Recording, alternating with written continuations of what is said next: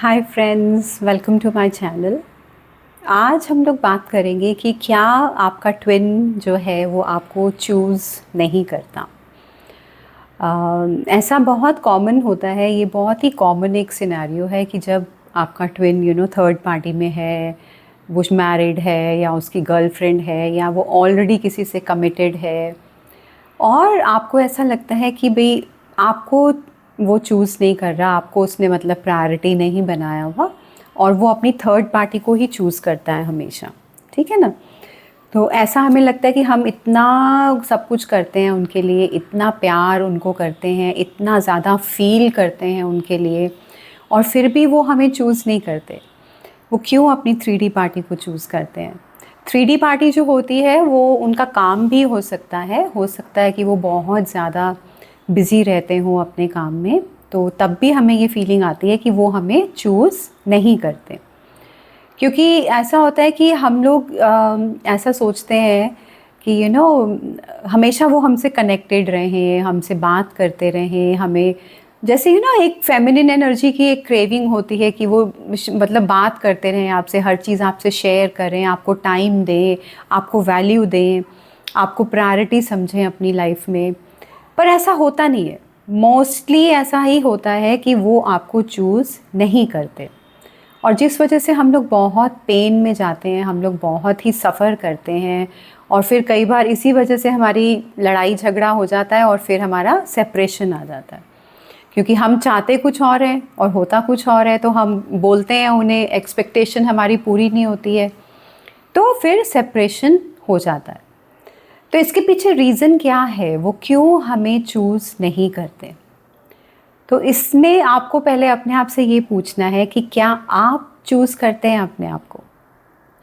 क्योंकि जो ट्रीटमेंट आप अपने आप से करेंगे वो ही ट्रीटमेंट वो शो करते हैं आपको। ठीक है ना। तो इसका ये मतलब है कि अगर वो आपको चूज़ नहीं कर रहे अपनी लाइफ में, वो आपको प्रायोरिटी नहीं बना रहे हैं अपनी लाइफ में, तो हो सकता है नहीं, ऐसा ही है कि आपने अपने आप को चूज़ नहीं किया, आपने अपने आप को प्रायोरिटी नहीं बनाया। ठीक है ना। तो आपको उन एरियाज़ को हील करना बहुत ज़रूरी है जहाँ पे आपने अपने आप को चूज़ नहीं किया, जहाँ पे आपने अपने आप को प्रायोरिटी नहीं दी। ठीक है। ये कनेक्ट करता है हमारे कई बार इनर चाइल्ड से, क्योंकि हमें बचपन में ऐसा होता है कि हमें अबंडनमेंट वूंड्स होते हैं। अबंडनमेंट का मतलब होता है छोड़ देने का डर। हमें ये डर होता है हमारे मन में कि कोई मतलब मेरे पेरेंट्स मुझे छोड़ ना दें, या जो मेरा लवर है वो मुझे छोड़ ना दे। एक जो ये डर बैठ जाता है हमारे अंदर, इसी डर की वजह से हम एंग्शियस होते हैं, और इसी डर की वजह से हम अपने डीएम को भी कंट्रोल करने की कोशिश करते हैं कि वो हमसे, मेरे से, या हम फेमिनिन जो भी है उससे कनेक्टेड रहे हमेशा। क्योंकि एनजाइटी होती है हमें, अगर हम जब भी हमें ये अबंडनमेंट का वुंड हमारा सरफेस पे आता है तो हमें एनजाइटी होने लगती है। अगर वो बिज़ी भी होंगे, जेन्युइनली वो बिज़ी भी होंगे और वो नहीं आपको कॉल कर पाए, वो नहीं आपका मैसेज देख पाए, तो आप ये नहीं समझेंगे कि वो जेन्युइनली बिज़ी हैं। आप अपने डर में आ जाएंगे, आप एंग्शियस हो जाएंगे, और उसी एंजाइटी में, उसी पैनिक में आप फिर बहुत कुछ ऐसा कर देते हैं जो नहीं करना होता है, और जिसकी वजह से फिर सेपरेशन हो जाता है। तो आपको वो एरियाज़ अपने देखने हैं कि जहां आपने खुद को चूज़ नहीं किया। ठीक है। और जहां जहां आपने खुद को प्रायोरिटी नहीं दी, तो वहाँ पे अपने आप को बहुत प्यार दीजिए, सेल्फ लव में आइए, अपनी एंजाइटी को दूर करिए। इस सिक्योर उसमें आइए कि सिक्योर एक होता है, सिक्योर फॉर्म ऑफ लव।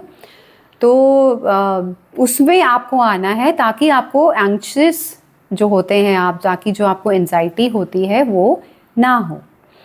यहाँ मैं आपको बताती हूँ कि साइकोलॉजी के हिसाब से 3 टाइप के होते हैं बिहेवियर्स। लव जो बिहेवियर्स होते हैं वो 3 टाइप के होते हैं।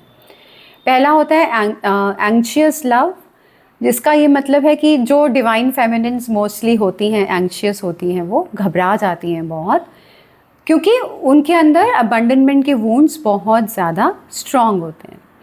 दूसरा होता है अवॉइडेंट अटैचमेंट स्टाइल। इसका ये मतलब है जो बेसिकली हमारे डीएम होते हैं वो अवॉइडेंट होते हैं, वो इमोशंस को हैंडल नहीं कर पाते, इसलिए वो अवॉइड करते हैं और रन करते हैं। और हम लोग बहुत इमोशनल होते हैं क्योंकि हम लोग एंग्शियस अटैचमेंट स्टाइल को बिलोंग करते हैं, तो हम ज़्यादा एंग्शियस होते हैं और वो उतना ही वो बर्दाश्त नहीं कर पाते, तो वो अवॉइड करते हैं, वो अवॉइडेंट स्टाइल के होते हैं, इसलिए वो रन करते हैं। तो ये दोनों ही जो होते हैं दोनों ही इम्बैलेंस है, एंग्शियस भी इम्बैलेंस है और जो अवॉइडेंट है वो भी इम्बैलेंस है, ठीक है ना। तो बैलेंस क्या है? बैलेंस होता है सिक्योर अटैचमेंट स्टाइल, ठीक है।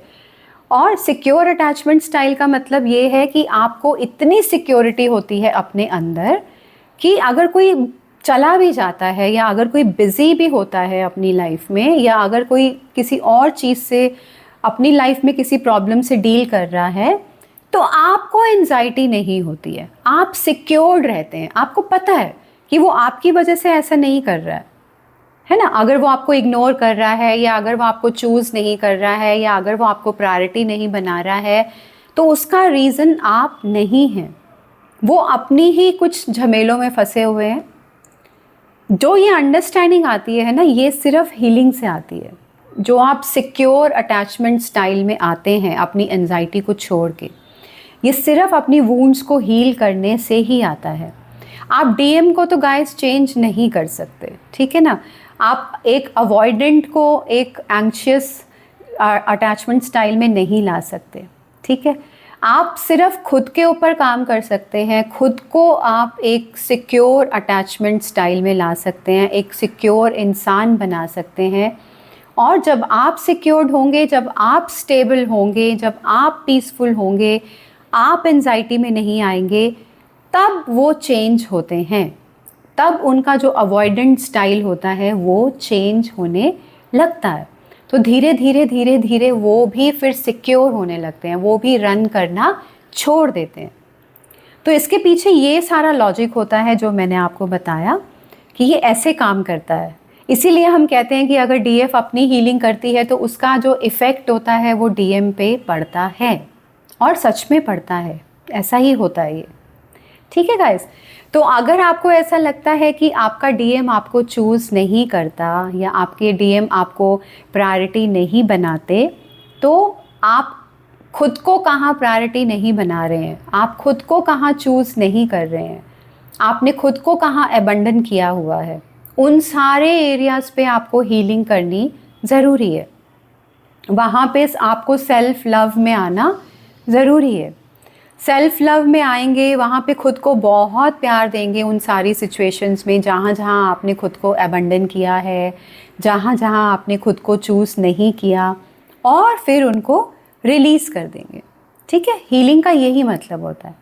तो जब आप वो उस पेन को, उस दर्द को, उस अटैचमेंट को, उस वुंड को जब आप हील करके रिलीज़ कर देते हैं, तो आप सिक्योर होने लगते हैं अपने अंदर, ठीक है ना। आपकी एंजाइटी बिल्कुल कम हो जाती है, और जब आपकी एंजाइटी कम होगी तो आपका चेज़ करना बिल्कुल कम हो जाएगा। आप फिर डीएम के पीछे भागेंगे नहीं, आप उनको 100 मैसेज नहीं करेंगे एक दिन में, ठीक है ना। तो जब आपकी चेजिंग बंद हो जाएगी तो वो उनकी रनिंग बंद हो जाएगी, ठीक है। तो वो भी फिर आपकी तरफ मुड़ने लगेंगे, वो भी फिर आपको चूज़ करने लगेंगे, ठीक है गाइस। आई होप आपको समझ में आया होगा कि आपके डीएम आपको क्यों चूज़ नहीं करते। Okay, now day 15th of the inner work. आज हम बात करेंगे अपनी ऑथेंटिसिटी में आने की, कि हम जो सच में हैं, जो हमारा ट्रू सेल्फ है, हम उसमें कैसे आ सकते हैं। ट्रू सेल्फ में आने के लिए एक ये एक्टिविटी जो मैं आपको बता रही हूँ ये बहुत इम्पॉर्टेंट है। इसका नाम है ट्रुथ डे। मतलब एक दिन के लिए आपको सिर्फ सच बोलना है। थोड़ा सा मुश्किल लगेगा क्योंकि हमें आदत नहीं होती है हमेशा सच बोलने की, हमें पता भी नहीं है हम कहाँ कहाँ पे झूठ बोल जाते हैं ऐसे ही, क्योंकि हमारी वो हैबिट बन चुकी है।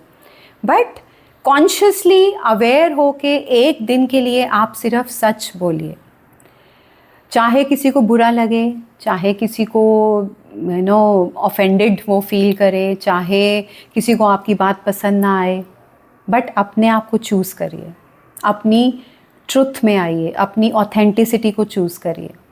तो बहुत बड़ा कोई टाइम नहीं है, एक ही दिन है, 24 आवर्स है, तो सिर्फ आपको सच बोलना है। ओके, तो पहला टास्क तो ये है, ठीक है। और दूसरा ये है अपनी ऑथेंटिसिटी में आने का, अपने रियल सेल्फ में आने का। वो ये है कि आपको कोशिश करनी है कि आप इन लेबल्स से ऊपर उठें। ट्विन फ्लेम का जो एक लेबल है, एक जो लेबल है हीलर का, एक स्पिरिचुअल पर्सन होने का, एक कि भाई मैं तो चूज़न वन हूँ और दूसरे तो बिल्कुल ही कुछ नहीं है। ये जो हमारे में ईगो आ जाती है ना कि भाई देखो मेरी तो अवेकनिंग हुई है तो मैं तो बहुत ही महान हो गई और ये लोग तो नॉर्मल लोग हैं। ये एक स्पिरिचुअल ईगो आ जाती है हम लोगों में, ठीक है। तो उसको हमें रिलीज़ करना है। स्पिरिचुअल ईगो भी अच्छी नहीं होती है, कुछ आप में महान नहीं है। I am sorry to say that. अगर आपकी अवेकनिंग हुई है, अगर आप स्पिरिचुअलिटी के पाथ पे चल रहे हैं, तो इस ईगो में मत आइए कि आपके अंदर कुछ बहुत ही बहुत ही कुछ चूज़न वन बन गए हम और हम तो महान हैं और बाकी तो बेकार हैं। ऐसी कोई फीलिंग नहीं आनी चाहिए आपके अंदर। आप महान नहीं हैं, ना ही बाकी बेकार हैं। बस फ़र्क इतना है कि आपका टाइम आ गया है गॉड की तरफ जाने का और उन लोगों का अभी नहीं आया है। जो नॉर्मल लोग हैं, जिन्हें हम नॉर्मल लोग कहते हैं, उनका टाइम अभी नहीं आया है। वो 3D में ही हैं, वो 3D के ही कामों में बिज़ी हैं, 9 to 5 जॉब में बिज़ी हैं। और हम लोगों का, जो हम अपने आप को चूज़न वंस कहते हैं, हमारा टाइम आ गया है गॉड के नज़दीक जाने का, ठीक है ना। तो इसमें ईगो में नहीं आना हमें बिल्कुल भी कि मैं तो महान हूँ और बाकी तो कुछ भी नहीं है, ऐसा नहीं है, ठीक है। तो एक तो पहला टास्क ये है कि आप ट्रुथ में आइए, अपने ऑथेंटिक सेल्फ में आइए, एक दिन के लिए सिर्फ सच बोलिए। ओके। दूसरा कि जो ये लेबल्स हमने दिए हुए हैं कि मैं तो ट्विन फ्लेम हूँ और तुम तो नॉर्मल हो, मैं तो एक हीलर हूँ और तुम तो कुछ भी नहीं हो, ये इनसे बाहर आना है हमें। हमें किसी को लेबल नहीं करना कि वो ट्विन है या वो महान है या मैं महान हूँ, नहीं, कुछ नहीं करना। Just be your self. आप जो हैं, जैसे हैं, वैसे ही रहिए, ठीक है। आप स्पिरिचुअली ग्रो कर रहे हैं, आप स्पिरिचुअल नॉलेज ले रहे हैं, ये बहुत अच्छी बात है। तो बस उस अच्छाई के साथ चलते रहिए, ईगो में नहीं आइए। तो ऑथेंटिसिटी में आने के ये 2 आज मैंने आपको एक्टिविटीज़ दी हैं। जो ये ट्विन फ्लेम पाथ होता है गाइस, या जो एक स्पिरिचुअल जर्नी होती है, उसमें अपने ट्रू सेल्फ, अपनी सच्चाई में आना बहुत ज़रूरी है। तो ऑथेंटिसिटी वही होती है, आपकी सच्चाई, ठीक है गाइस। आई होप आपको क्लियर हुआ होगा।